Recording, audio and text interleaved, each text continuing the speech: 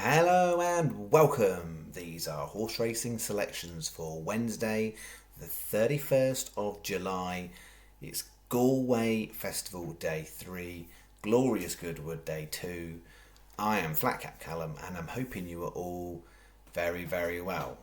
If you've stayed up very late, I apologise. And if you've gone to bed and you're going to watch this in the morning, I also apologise. Hopefully you will understand had little people duties that got in the way of me actually making the video. So selections were made, but little person needed a little bit of support in the middle of the night. So hence the ridiculous hour of this video going out. Some would say, why didn't you do it in the morning? Well, I've got to be out first thing in the morning, so wasn't meant to make videos. And I have pledged I will try and do a video for each day. So I'll try and keep the waffle to a minimum, but it's me, you know how it works. But I will be going to bed straight after this. All right. So, how did we do on Tuesday? So, second day of the week. We did all right. We were very close to being a lot more than all right, but we did all right. So, a profit was made. First time in ages made a profit on a video because we've only had a few videos between the last few months and been on breaks and whatever. So, we'll go through the review of that. But overall, it was 26. Let me just absolutely double check before I misquote myself. 26 on, 42.39 back, so a profit of 16.39. So we had this credible third for Tony Montana, Miss Attitude. That was a close one, wasn't it? I really thought we'd got that on the line with that one. I really did, but not to be. A point of reference on that one. By the time I made the video out last night, you couldn't get 14, so I've taken it as 12s.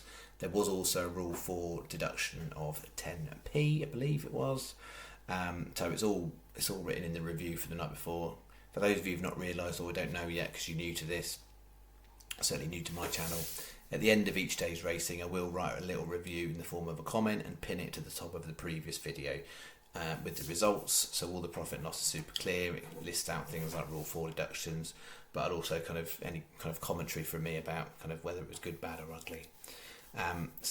We were all right there. We had a nice third and very, very close second.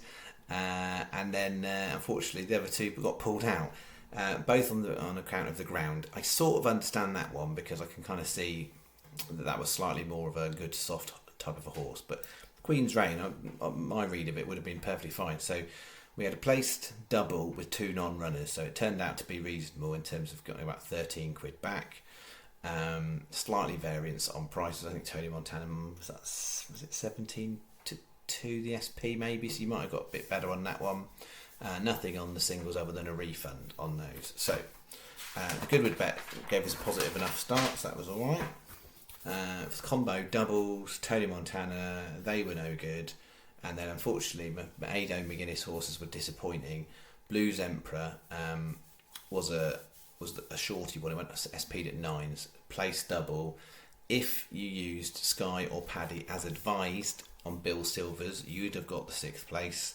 33 to 1, drifted to 40s at places, SP'd at 25. So that would have been a much better return than Channel's. The Channel just had that as a couple of quid return for the place double. If you'd taken the advice, and this is the important thing to say because I know I don't take stuff for granted. To me, there's no point my results looking better than anyone else can possibly achieve. I'm not trying to sell you something. I'm not trying to show you I'm the best. I'm not trying to be the biggest channel. I believe in fairness, honesty and accuracy. So, it's not something I will claim, but a bunch of you will do because I've given you the bookmaker advice to say back it with Sky or Paddy Power. But if not everybody's got a Sky or Paddy Power account, they're not going to be able to achieve that level of return. So well done if you did. Good work. You'd have got a few more quid back from the channel for that because you'd have got 2 place doubles and the extra single on Bill Silvers. And then bet 3. This was the complicated one. So we got done in leg 1. They weren't really that close, to be honest. I mean, turning in looked like we had potential and then couldn't keep it up at all. We had a non-runner there, and then that drifted, didn't run too badly but drifted, and then Excusio Joe Oh, that was the next one. So we had Miss Attitude, and then we go and have Excusio Joe, who for all the world looked like it was going to get there, and then got collared on the line. I think it was backed into about 20s. So yeah, for the second one, we got done on the line basically. And then fortunately we did have Clear Quartz, which was the lean of the bet, go in at much reduced 12-1. Both of those had 5p. I know it's only marginal, and I did think, well, shall I even worry about it? But let's be fair and accurate. So both had a 5p rule for deduction from when the channel bet was placed due to non-runners. So the 20-1 was equivalent to 19-1, and the 33-1 was equivalent of 31.35-1, something like that. So what that meant was, for the win double, we got Clear Quartz win because there was a non-runner, so we got a little bit back for the win double. Trebles nothing because the first leg let us down. The singles were on Clear Quartz and Excusio Joe, so we're on the right ones there. And then we had a double on Clear Quartz and Shower Mech, so we got a bit of money. We got a bit of money back there because Shower Mech was non-runner, so we got quite a bit coming on here because that didn't run, which meant we got a little bit more back for Clear Quartz, which was lean bet, which was good, because when you got a lean bet and it's in all the different things, it absolutely helps. I don't always have a lean bet. There is a little lean bet in today's stuff we'll get to, but yeah, worked out really, really well. So nearly got the 20s and 33s up there as a win double. Those of you who followed the channel for a while will know that these things happen. It's not a complete rarity.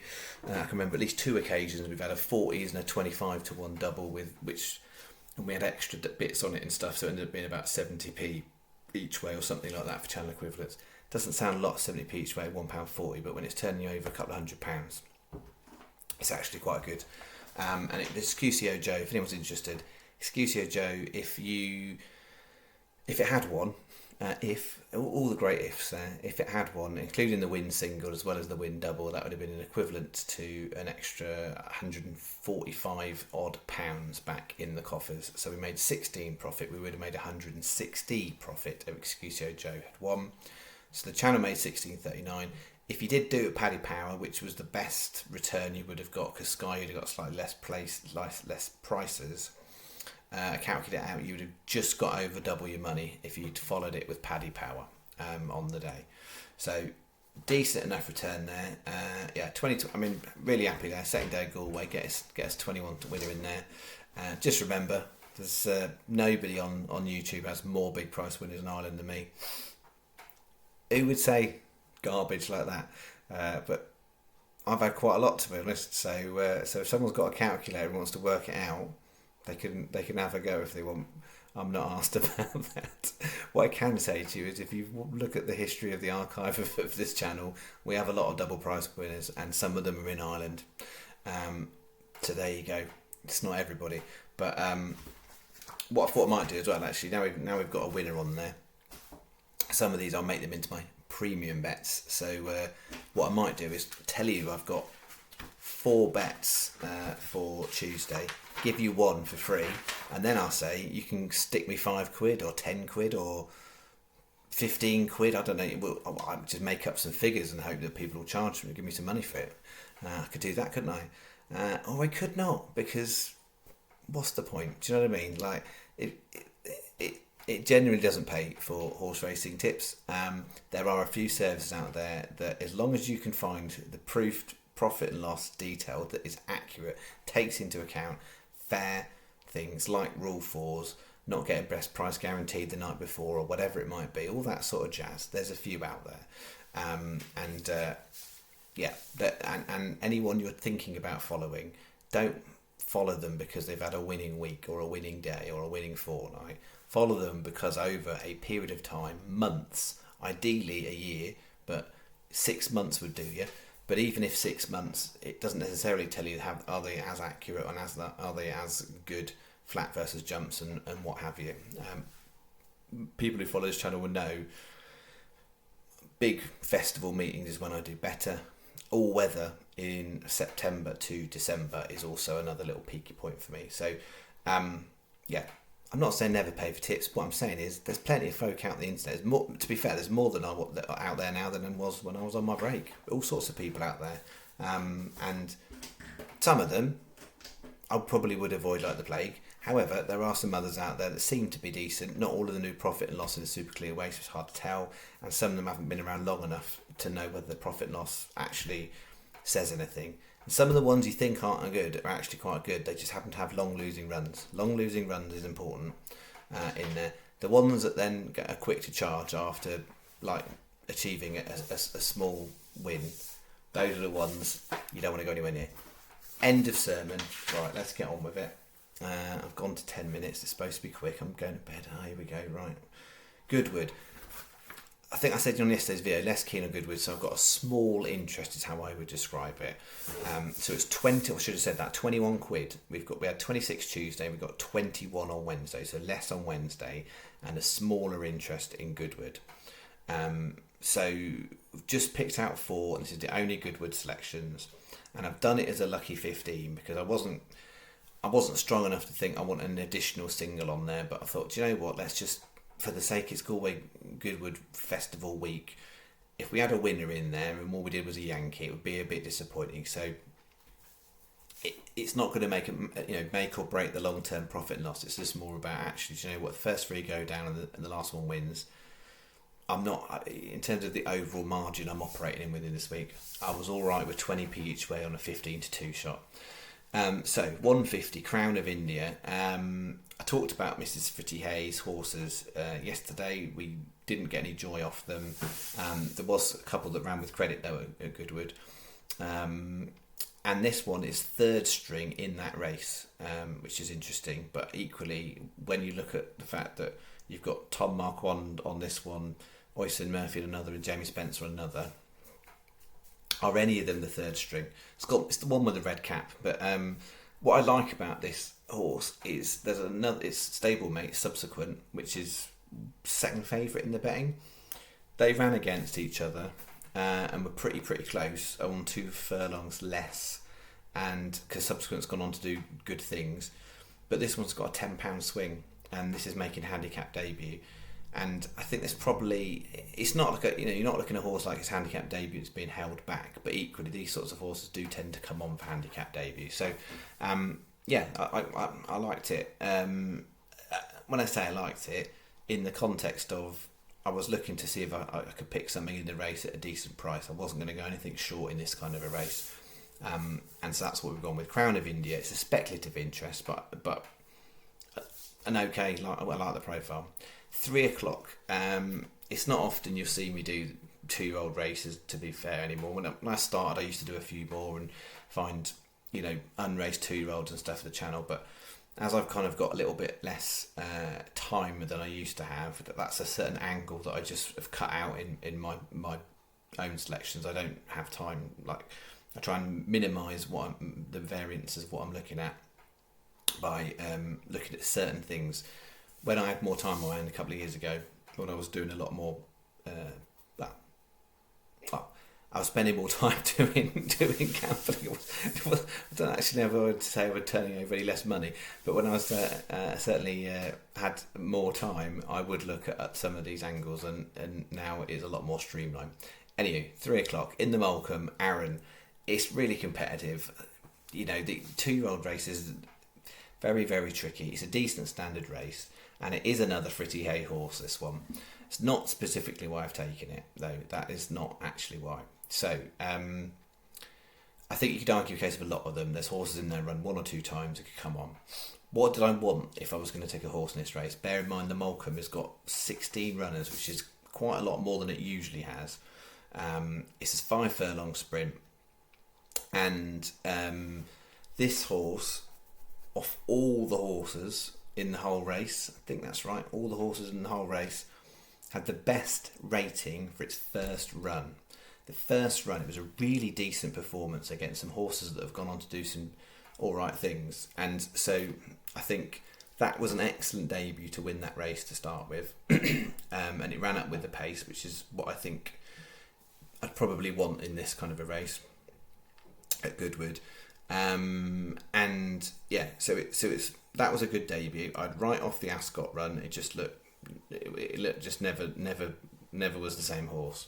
So if it bounces back, that's a good first run. So there's lots of horses that have got a better rating than this one, but it's of its first run ever. It's the horse with the best first run rating. Its sire, Havana Grey, won the Malcolm. There's 2 horses in the race by Havana Grey. The other one, name escapes me, but has a red jacket. That's the level of detail I can give you, but you can go and look for yourself. But so sire's got previous, and I was like, do you know what? If you put those 2 bits together, and the price is there because of the run at Ascot. I'm really comfortable. I think I said this last year, of ignoring Royal Ascot form. I think last year's was particularly bad in terms of actually horses following up and doing things. I'm absolutely fine with excusing a horse running terrible at Royal Ascot for a variety of reasons. So I thought that was worth a little try at 33s, albeit 16 runner 4 places. And then we've got the 410 Roaring Success. That's another one that's sort of running against another horse, and it's a few quid, a few pound better off in the weights. I quite liked the Salisbury-ness of the form. So it's a mile, that 410's a mile 2. And I quite like Salisbury mile and 2 form, or Salisbury form generally, but Salisbury form mile and 2 going on to Goodwood mile and 2. Right, so this is very niche, right? Niche reference, and some people just don't care. For those who do, here we go. Right, so people wouldn't necessarily say Salisbury and Goodwood are the same type of track, right? Because Salisbury is a stiff finish that's a bit uphill at the finish, and Goodwood's is downhill. What that doesn't take into account is the rest of the track, particularly therefore if you're doing something longer, like a mile and 2, you have to go right round the outside. So they're both right-handed tracks, right? So there's a commonality there, but they also have a little bit of an undulation as they go round. So they sort of do this one big swing. It's not like a tighty-turny type track. Ooh, getting excited there. Like there's some tracks out there, like, tight turns here. It's a big, long swing round.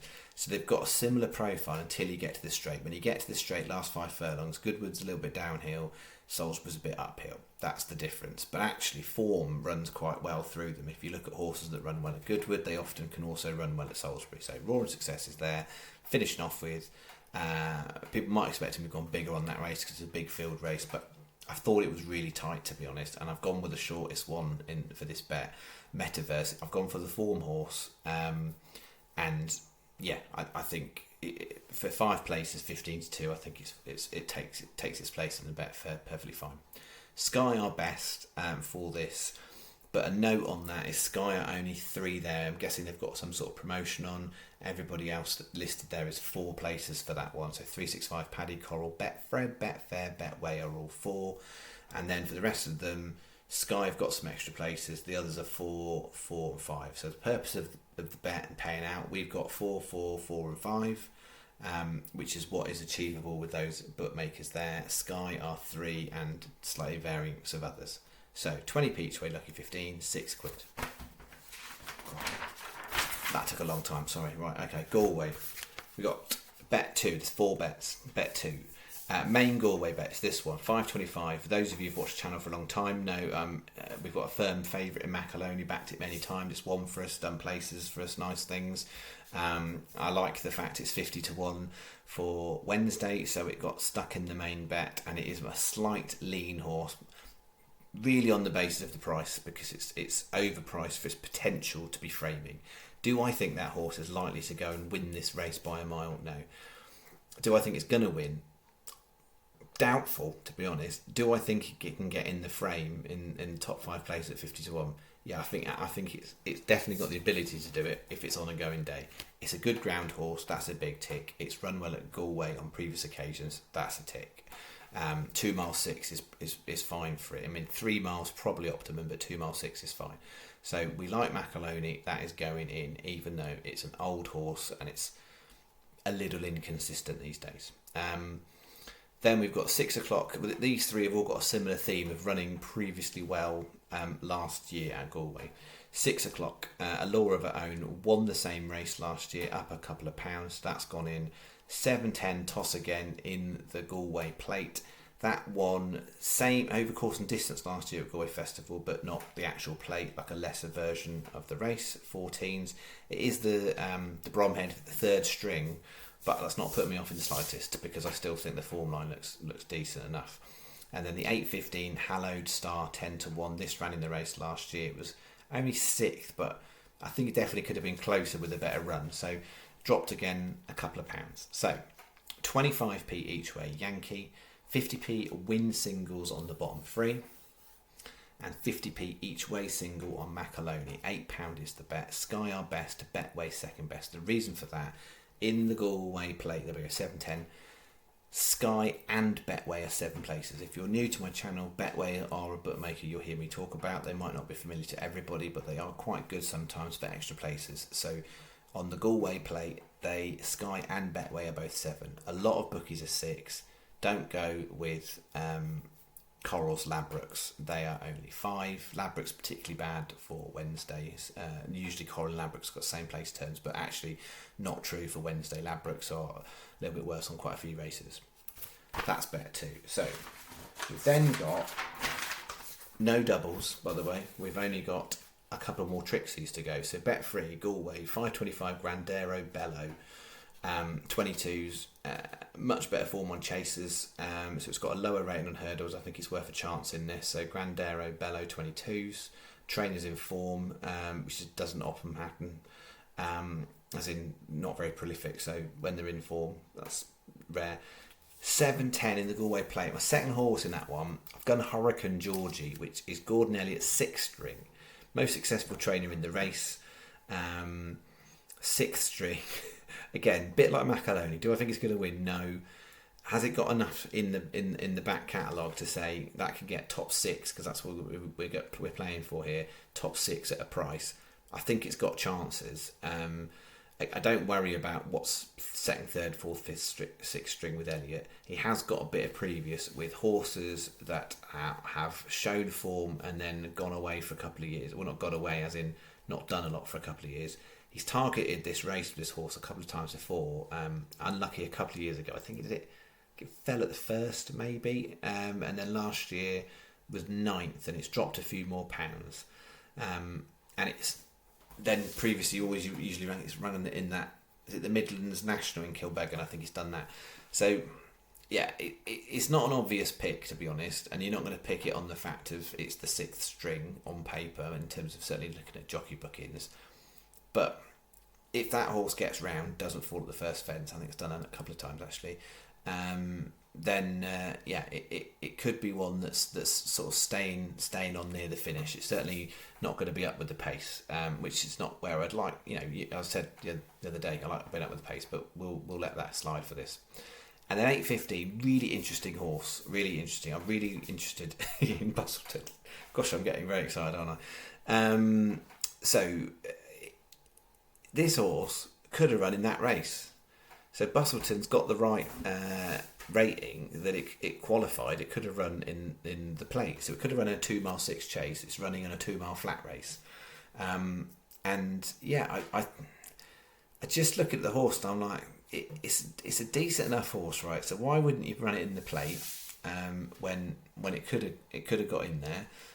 So Joseph O'Brien's got Solness running in the plate, stepping up in distance. He's got decent previous of getting horses in the first 4 or 5 or 6 in the plate, so bit there.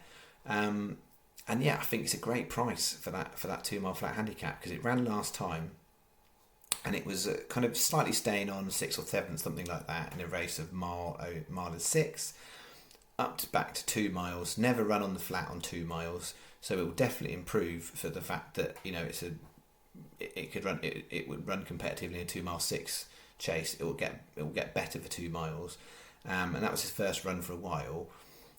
Good ground's not a problem because it's ground versatile. It has got some level of previous good performances at Galway as well, and because it only ran whatever it was 6th, 7th last time, it dropped to £2. It therefore was down to a rating of 80 on the flat. This handicap maximum is 80. And I do wonder whether there's a little bit of deliberateness going on there, that we've dropped it down to 80. It will sneak in as top weight on here now. We can get it in here, and do you know what? Let's spread our eggs in different baskets, and let's try it in this 2 mile flat handicap, because I don't think they're running it for fitness, and to pass over an opportunity to run it in that one. If you win that one, it's equivalent to about coming fourth in that one in terms of prize money. So maybe they thought, don't think it's good enough to get in the top 4. We'll try there.